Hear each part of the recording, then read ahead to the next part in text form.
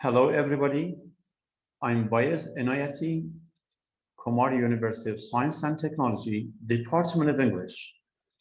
In this video, I will talk about adjective clauses. Now, let me share the PowerPoint slides.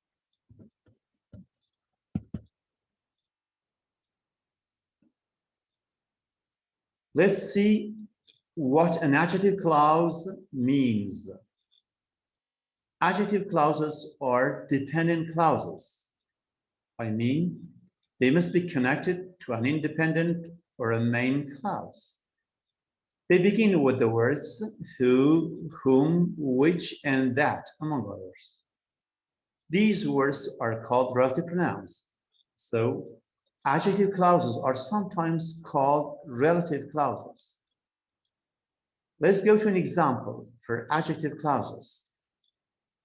Halloween, which is celebrated in the United States on October 31, is a holiday with pagan origins. In this sentence, the clause, which is celebrated in the United States on October 31, describes the proper noun Halloween.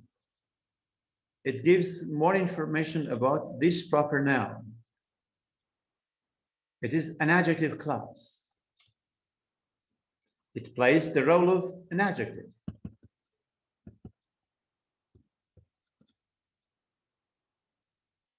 Let's go to the purpose of adjective clauses. Adjective clauses describe nouns and pronouns.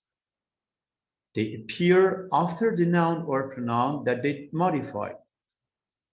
Because we use adjective clauses to give more information about a noun, they are very useful in writing definitions. Let's go to another example. Halloween is the day when children dress up in costumes and go from house to house to get candy. In this sentence, the clause when children dress up in costumes and go from house to house to get candy describes the word day.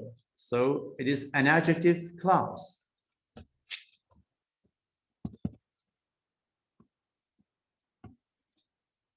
Now let's go to common rules for adjective clauses. Adjective clauses can give necessary or extra information about the noun they describe. So we use comma to separate an extra information adjective clause from the rest of the sentence. Let's go to an example. Many Halloween costumes started with the Celts, who lived in Ireland and England hundreds of years ago. In this sentence, the clause who lived in Ireland and England hundreds of years ago is an adjective clause that gives extra information about the proper noun Celts. Because we know what Celts mean.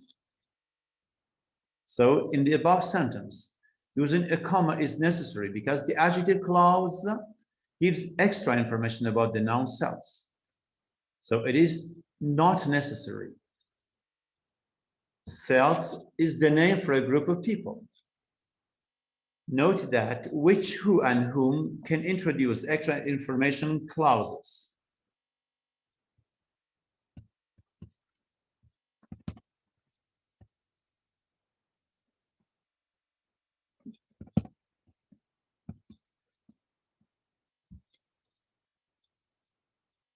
But what about necessary information? Do not use a comma when the information is necessary. So with necessary adjective clauses, we do not use a comma. Let's go to an example. Every culture in the world has special days that people observe with traditional food, customs, and events. Here, we do not know what special days mean.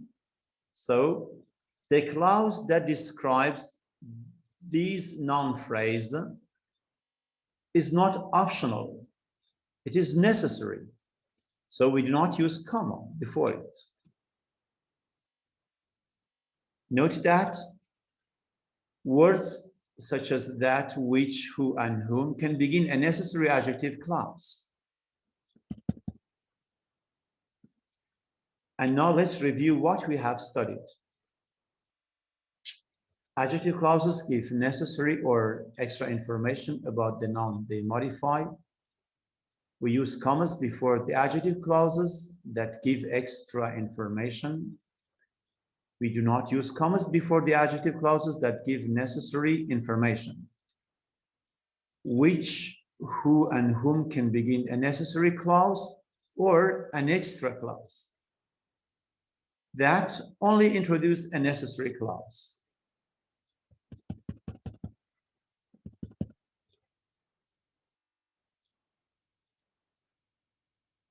Let's practice. Write NI if the clause gives necessary information, and write EL if the clause gives extra information. I will answer one of the questions for you. Let's go to the first question. Every spring, people who worshipped her held the festival to give thanks for the return of the sub's warmth. So here we do not know what does the writer mean.